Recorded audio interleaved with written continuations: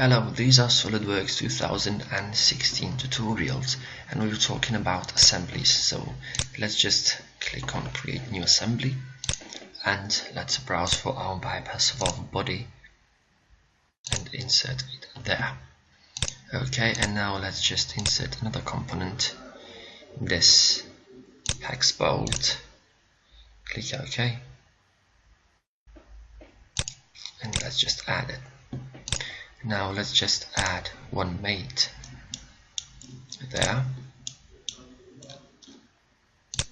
like this. Okay, and let's just change this.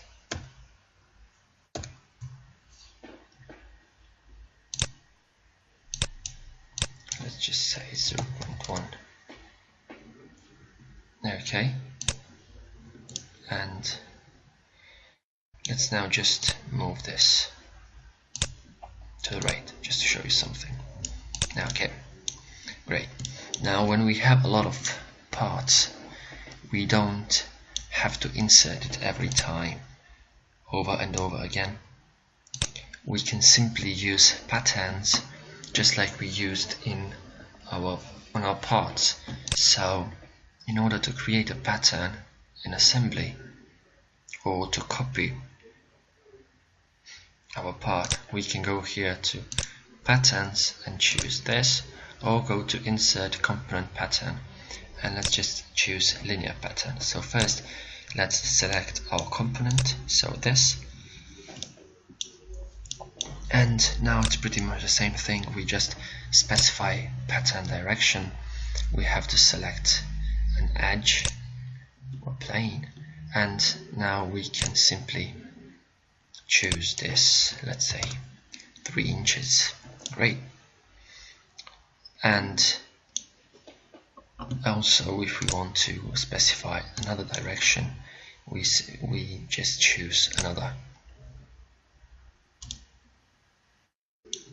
line. So click on this edge,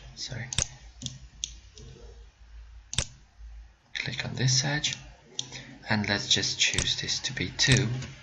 So let's just go to this view, and let's say this is 3 as well.